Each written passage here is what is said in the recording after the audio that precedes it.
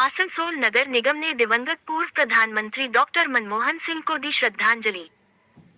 देश के पूर्व प्रधानमंत्री डॉक्टर मनमोहन सिंह का कल रात दिल्ली के एम्स में निधन हो गया। वह 92 वर्ष के थे। आज उनकी मृत्यु पर शोक जताते हुए आसनसोल नगर निगम की तरफ से नगर निगम के हाल में उनकी तस्वीर पर श्रद्धा सुमन अर्पित कर उन्हें श्रद्धांजलि अर्पित की गई। इस मौके पर यहां आसनसोल नगर निगम के mayor Bidhan Upadhyay, chairman Amarnath Chatterjee, MMIC Gurudas Chatterjee, deputy mayor Wasim ul Haque, commissioner Raju Mishra सहित विभिन्न एमएमआईसी और पार्षदों ने डॉक्टर मनमोहन सिंह की तस्वीर पर श्रद्धा सुमन अर्पित किया।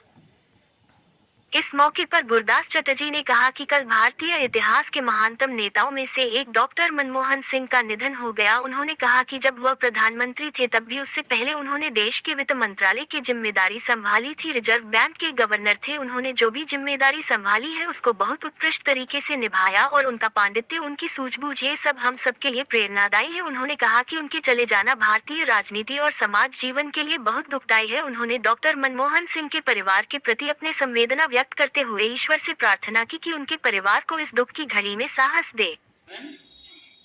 যে পৌর নিগম সমস্ত মনীষীদের, যে সমস্ত ভারতবর্ষের যারা সমাজকে ডেভেলপ করে, ভারতবর্ষের যারা এগিয়ে নিয়ে যাওয়ার প্রয়াস করে, সেই সমস্ত মানুষদের সকলের মৃত্যুতে গভীর শোক প্রকাশ করেন এবং জন্মদিনে মাল্যদানের মধ্যেখানে তাকে শ্রদ্ধা জানায়।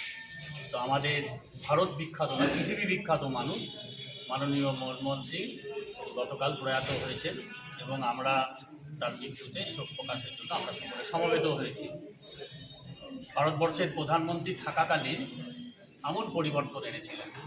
1947 সালে স্বাধীনতার পরে ভারতবর্ষের যে সমাজতান্ত্রিক অর্থনীতির উপর ভিত্তি করে ভারতবর্ষ চলছিল, সেটাকে হঠাৎ করে নরসিংহ রাও যখন প্রধানমন্ত্রী হন, বিশ্বায়নের তখন যুগ চলছিল সারা পৃথিবীতে, উনি কিন্তু সেটা পরিবর্তন করার চেষ্টা করলেন এবং ভারতবর্ষের অর্থনীতিকে এত মজবুত তৈরি করে দিলেন যে পৃথিবীর অন্যান্য রাষ্ট্রপ্রধানরা, ইভিন বারাক ওবামা তখন প্রেসিডেন্ট ছিলেন আমেরিকার, উনিও সে সময় স্তম্ভিত হয়ে গেছিল। ভারতবর্ষের 140 কোটি মানুষ মনমোহন সিংয়ের অর্থনীতির উপর ভিত্তি করে নরসিংহ রাওয়ের আমলে কী করে বেঁচে আছেন এবং কী করে সুন্দরভাবে খেয়ে পড়ে রয়েছেন।